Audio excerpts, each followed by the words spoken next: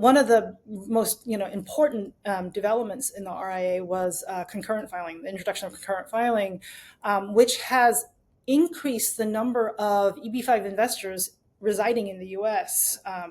Extraordinarily over the past 3 years. But it has also kind of brought into the question of, how most regional centers, the largest share of their placement agents were overseas foreign finders. And now we are dealing with a lot of broker dealers registered in the United States. And in a space where, I don't think all regional centers were equally comfortable vetting what is a registered broker dealer, monitoring their practices and getting comfortable, but yet feeling some responsibility of knowing what that is and being in a position, especially when regional centers get audited and whatnot. Curious how, any of you have kind of been looking at your due diligence on broker dealers who have come to you with investors. How deeply are you looking into what their marketing and practices are, and whether they're compliant as sourcing US-based EB-5 investors? So we do, again, we do things a little bit differently. We have an affiliate that we established now over 10 years ago, CNB Swissco, located outside of the United States, that does all of the referral work for our CNB EB-5 partnerships, in addition to a broker dealer who's also our administrative placement agent, Prevail Capital. Talk about third parties that you overlay all of our offerings. We run through an administrative placement agent. That they review all of our offerings for securities compliance. They review all of our investors for Reg S, Reg D compliance. They do the OFAC and AML checks. And so for our, again, with like the K forms, and then also with broker dealers, that's all done through our Swiss affiliated company. But similar to, Dan and Sebastian, they've had the same experience. And when it comes to broker dealers, my understanding in talking with them ahead of this webinar is that, they do essentially the same thing for the, domestic broker dealers as they do for the international referral sources, where they have a referral questionnaire form, essentially an intake, that they start to learn about them, jump on a phone call, make sure they understand the process. And I know with the broker dealers, they have to include their certain ID, and then they check and verify registration, making sure that, that they are registered and they are in good standing, because there's a little bit of more information on broker dealers, is my understanding. And so we do generally the same due diligence on broker dealers as we do referral sources. Okay, yeah, absolutely. For those of us who, CanAm obviously has its own broker dealer as well, and it gives us a nice thing to kind of lean back on and funnel all inquiries into. But I suspect that especially new entrants into EB-5 don't necessarily have that kind of resource available. Are there any thoughts among this group about where regional centers should be looking or scrutinize in order to avoid, I guess, what might be future scrutiny from the SEC into the EB-5 program down the road? Yeah, again, when it comes to brokers, again, we use a variety of brokers, and there's new ones that we find all the time. We do our checks online. New people can go online, do a broker check on these people. You can see if they've haven't had any issues. All this stuff is disclosed out there. So that's the first step. And then it's also doing things properly. We send investors to different broker dealers as well, because we are not a broker dealer. And so when we do that, we kind of pair those investors with people that make the most sense. There's broker dealers that specialize in certain investors from certain regions. We like to do that. So for somebody new or somebody that does it like we do, it's checking these people out, making sure they're legit, making sure they have a good record, and making sure they're the right fit for you and also the investors you're catering to. And there's plenty of information available online to do. The nice thing is this is a heavily regulated space to begin with, right, because of all the other securities that are being offered. So, it does, for anyone entering the space, and there are, I think one thing we've definitely all seen is the number of broker dealers who have entered into the EB-5 space have definitely proliferated since the passage of the RIA. So it's a service provider space to kind of keep an eye on as it continues to evolve. Sebastian, any thoughts from you on what to keep an eye on?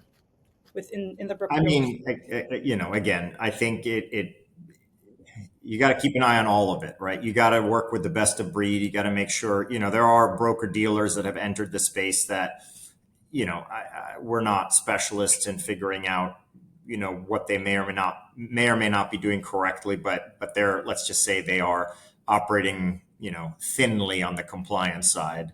And then there's groups that are very legitimate and have a lot of experience and are very conservative. And, you just got to lean in that direction, right? Just don't take any risks. In our particular case, we happen to do our projects. Most of our offerings are issued under the 506B rule, not 506C. So we don't engage in general solicitation domestically. We work very closely with our securities counsel, Kutak Rock. They're very conservative and they keep us on the straight and narrow, which is how we like it. Even to the point where, we get questions from investors who say, there's no information on your website. Are you even real? And we'll be talking about projects that are old, but that's because we can only talk about old projects on the website. And they always feel like we're just lazy and update stuff.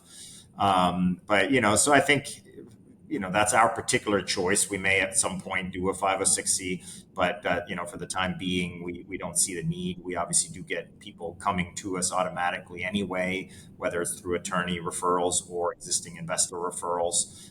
So, we don't feel the need to do a lot of advertising. So that kind of, takes us away from all of that. But, in general, just lean on good service providers, good securities counsel, and better to play it safe. Yes, I think especially, I certainly see areas where there will be more scrutiny down the road as the SEC and USCIS kind of get a little bit more intertwined in how they operate.